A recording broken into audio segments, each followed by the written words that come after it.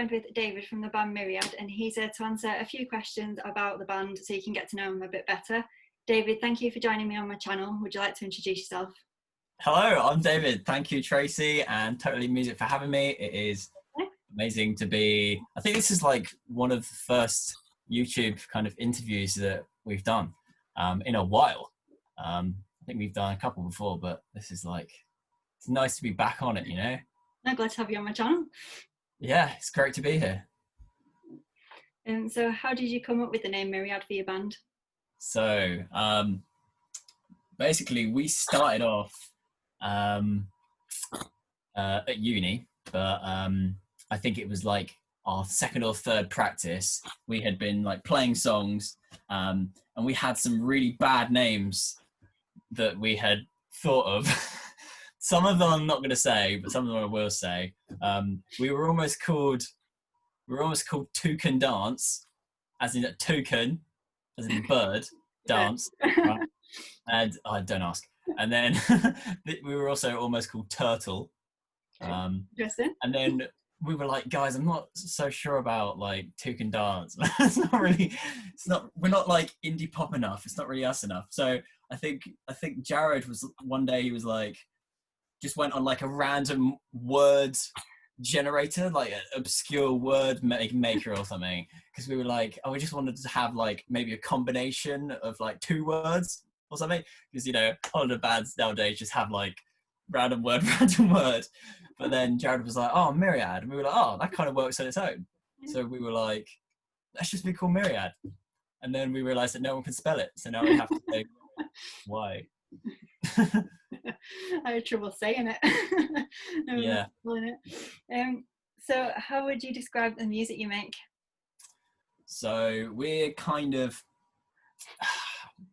we don't really like giving ourselves a genre, but I guess we're kind of like indie rock. There's some of our songs that are kind of like more indie pop, or like pop rock. Yeah. So yeah, you could describe us as indie rock, I guess. Indie, whatever. We sound like the Killers and Capture the Bottlemen and that. So whatever they are, I guess rock, indie rock. That's what we are. That's exactly what we are. Cool. So you're in a band with OJ, Jared and Oscar. How did you all meet? So OJ, Jared and I, we all met in uni, in the Uni of Southampton in our first year. And we were actually we were kind of put together, but also not really. Like we had our, like our jazz and pop module, and basically at the start of the year, all the freshers, so all the first years, get put into bands for just to kind of break the ice and have people kind of meet each other. And then like 99% of the bands kind of either keep going for a month and then don't really exist anymore. And then like people reform bands. But like we actually stayed together. But at the time it was us three, me, Jared and OJ. You can't see my hand because it's so bright. Me, Jared and OJ. And then this other dude called Scott. And he was in the year above us, but he didn't do music. He did like, I think it was like acoustical engineering, some kind of like engineering. So he was kind of like not doing music, if that makes sense. Like he kind of just did it as like a bit of a hobby. So we all met then, and then after about a year, we started gigging. So we formed in like right at the very, very end of 2015, but like at the time we weren't a band. We were just like we met up like once a month just to like play like a Maroon 5 song or Toxic by Britney Spears. That's not a joke, by the way. That did happen. And then we started gigging 2016, and then we met August, who was our drummer for 2 years. And we met her right at the end of, I want to say, 2017. And then we did like loads and loads of shows with her. It was like super awesome. And then she's moved to Canada now. So we had to obviously get a new drummer in. So that's where we found Oscar, and we found Oscar through kind of one of our uni lecturer / friends, I guess. And then Oscar's been in the band pretty much since January, but we couldn't really announce him because obviously we had stuff that we'd recorded with August. Yeah. So it would have been weird if we been like, here's Oscar. By the way, August is on this track. By the way, this is our drummer, Oscar. So yeah, that's how we all met. Oh, interesting. So who are your biggest influences? So it's completely different for all of us. My biggest influences are bands like Catfish and the Bottlemen. I think the two staples for the band are Catfish and the Bottlemen and probably Biffy Clyro, but maybe not as much like recently. But for me, it's like I listen to a lot of indie now. Yeah. I used to listen to quite a lot of like rock. OJ's really into kind of like that classic rock, like 80s, guitar-y rock. Yeah. Jared's he actually really likes heavy metal, but he also likes rap. Yeah. And he likes all sorts of things. It's really cool. And Oscar just likes everything. Like Oscar likes, like, he's shown us so many different genres to be like, hey, look, listen to this song, we could write something like this. And then like some completely different genre, he'll like ping over to us and we'll be like, this is like really cool, because we have like different influences individually. It creates like a really unique blend. Yeah, it's good how it all comes together from. Yeah, because like you're never going to get a blend of like, metal, rap, 80s rock, whatever the heck I listen to, and everything.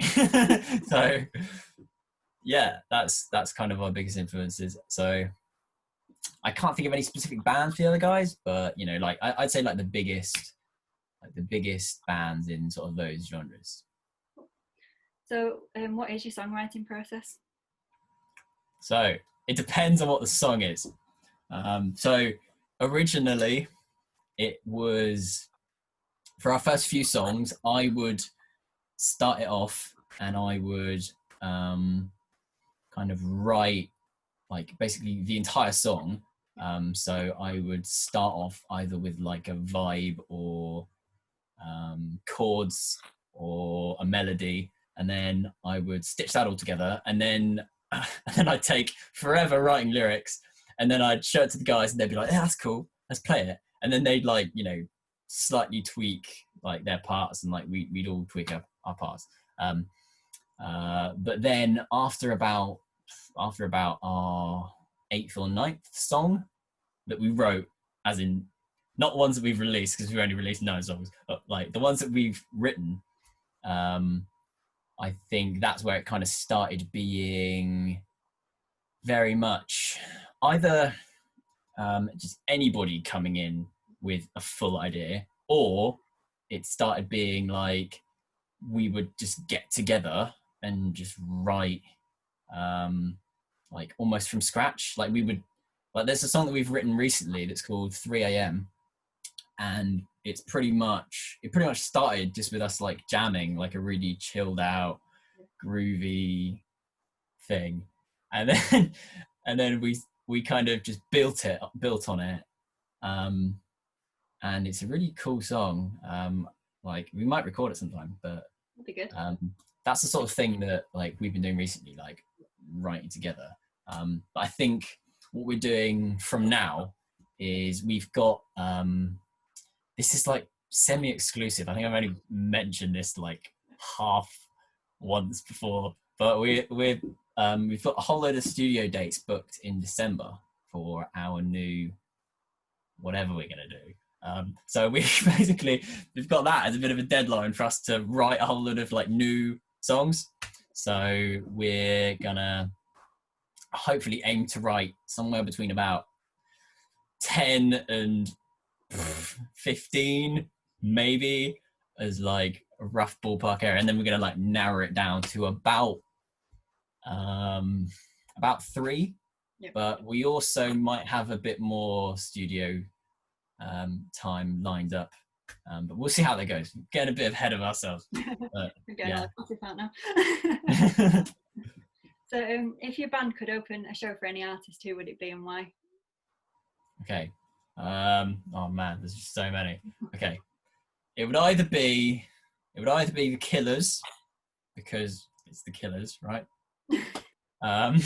Who wouldn't want to open with the Killers? Or like Catfish and the Bottlemen. Although they would be like pretty, like we'd have a lot of living up to do, if that makes sense. We'd have to put on a good show to look good next to Catfish and the Bottlemen. Or like Rolling Stones, just because that's like the, you know, they are like one of the biggest bands ever. So yeah, Rolling Stones, but it might be a bit of a stretch because those boys are getting on a bit. So, but you know, never know. You never know. So what's your favourite song to perform and why? So I personally really like Castle of Sand, because to me it's underrated, right? I didn't actually write it. It was Jared who pretty much wrote all of Castle of Sand. He wrote everything apart from the melody. Yep. And I remember when we wrote that song, we were Jared kind of had like all the stuff ready for it, and we were like in the uni practice room. I think it was like our 3rd year at uni or something. And he was like, right, I've got a song and I've written the lyrics for it. And we had everything apart from melody. So I remember I said to the guys, right, just cycle the song, like cycle the verse and chorus round, and I'll just read the lyrics and try and fit a melody to it. And I remember they probably cycled like basically like the whole song about 10 or 11 times. I was like, guys, just keep doing it. I've got something brewing. And then basically we stopped and we were like, right, let's go from the beginning. And I pretty much sang exactly what like the song is now. Like the melody like was just created in my head then. And that's like a really cool thing to me. I know it might sound like a little bit weird, but and also the thing is with that song is when we play it live, we get everyone in the breakdown. In the bridge breakdown, whatever. We get everyone to go down on the floor. Oh. Because it's like a build up. It's like joke, right? So we get everyone to go down on the floor. And funny story, our second to last show that we played, which was flipping November 2019, it was our second to last show. I know, right? We played at Art House in Southampton, and it was like really rammed. Like we sold it out with Bears and Trees, and we got everyone like upstairs, and the guy who was like putting like he was kind of the promoter, but he was just like the venue owner, was like, right, don't have too many people jumping around. And I was like, okay, no problem. And then on stage I was like, screw it. And I got everyone to go on the ground, and I was like, count of 4, you jump, 1, 2, 3, and everyone jumped. And I remember he was at the sound desk, and he was literally like, he was on his desk, and he was like, he was honestly, I think he was worried that the floor was going to like cave in. But yeah, that's why Castle of Sand is my favourite song. So your new single Afterglow came out on the 7th of August, and it portrays a really important message about the pressures of social media. Would you like to explain a bit more about the song? Yeah. So it's about kind of acknowledging that everyone in real life has like flaws, and importantly, when people are portraying themselves on social media, it's often like a highlight reel, and sometimes you hear about people who really get affected by comparing their own lives, like, you know, all the flaws of their lives to the highlight reel of someone else's life. And to us, like, you know, we just want people to understand, you know, what it's like online, and especially because everyone's kind of online now with, you know, with the, you know, pandemic and whatnot, everyone kind of shifted online. So I feel like it was a good time to kind of put out that message of, you know, knowing, just being aware of it, if that makes sense. And it's also about just like indirectly, it's about like living for yourself and the people who you like truly like care about. So not trying to like impress others, but just, you know, working on like the best version of yourself. If that makes sense. And also, we kind of wanted to, it was a nice segue from our previous single, which was called I Walk, which was all about like mental health and you know, like suicide awareness and stuff like that. So it was kind of like a nice link there, but that was kind of unintentional, to be honest. But that's what that's what Afterglow is about. Cool. It's a great song as well. I enjoy listening to it. Thank you. So you mentioned about lockdown before, but during the lockdown period, you've been doing Instagram lives and performing at online festivals. What do you feel the positives have come from these? I think it's really cool to have something like that kind of now part of like mainstream, like online mainstream culture, because before, like, you know, you see people do live streams, but they were kind of, especially for like bands, a lot of bands didn't do it. And, you know, just like with everything in hindsight, it's always like a bit of a missed opportunity. But now, you know, it's kind of pushed that into like center light, or whatever you call it, to be like a proper medium of like communicating your music and your vision and that, for artists like us. So we've done like a lot of these online festivals, like we did Voice FM's thing, Homefest thing twice.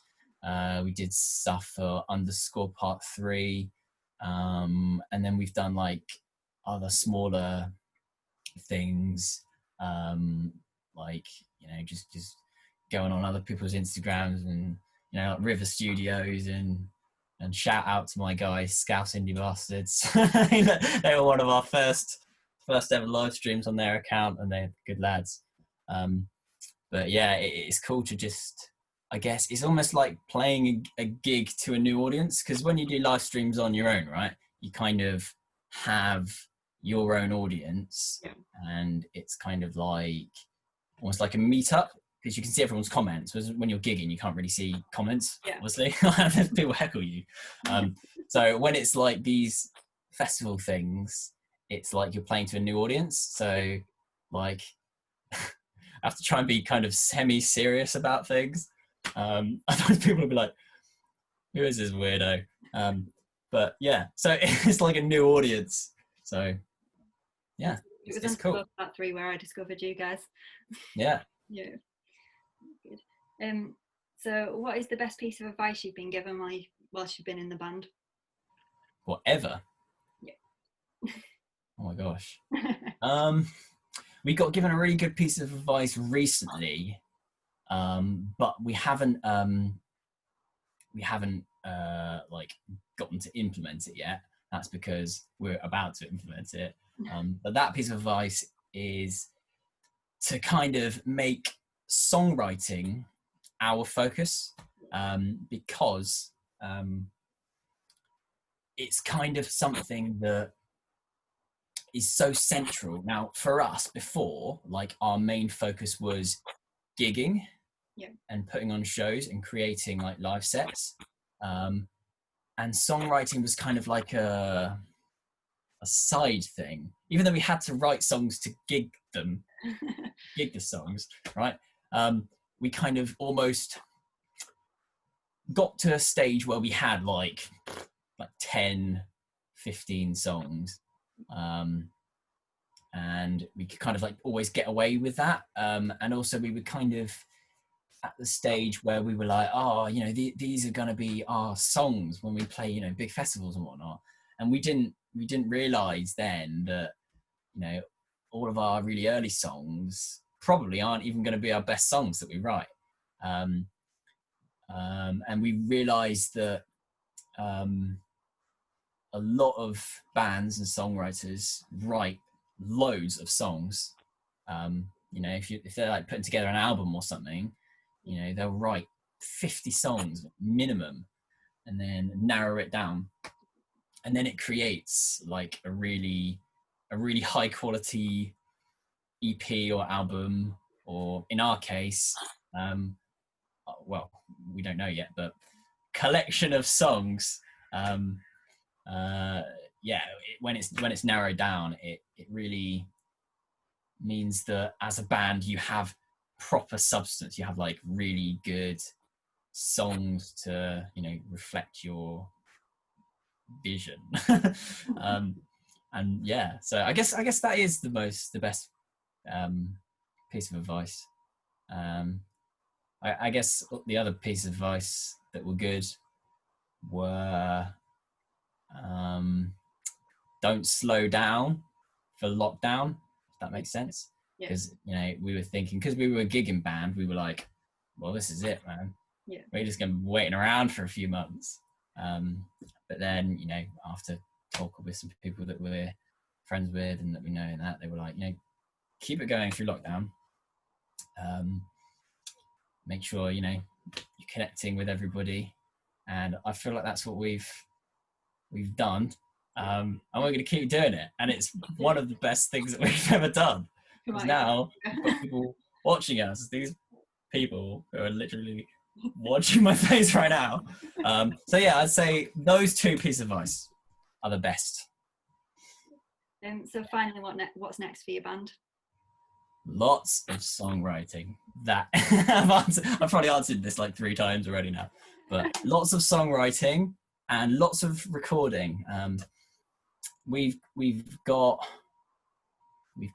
at least 3 full days booked in the studio, which is going to be really exciting. And also we've got a few recording / writing sessions booked with some other bands, just informally. I don't know if you've heard of a band called Bedroom Boredom. No, I haven't, no. They're kind of like a indie, kind of like a raw, kind of like a clean raw, if that makes sense, like indie band. And we're going to be doing a bit of recording from with the guitarist from Bedroom Boredom, so that'd be cool. Shut them out. And yeah, we're just going to be doing a bit more writing with some other people as well, and just kind of see who we can bounce off and that. Yeah, and then after that, maybe some shows, maybe, but who knows, man? Who knows? It could be December, could be December next year. I don't know. We're just going with it, man. Rolling with it. Okay, well, a huge thank you, David, for joining me on my channel. And if anyone wants to check out Myriad, I'll leave all the links in the description below, and you can go and download their new single as well, Afterglow. Thanks very much, David. Amazing. Thank you, Tracy, for having me on, and see you all soon. Singing all our lives, there's a feeling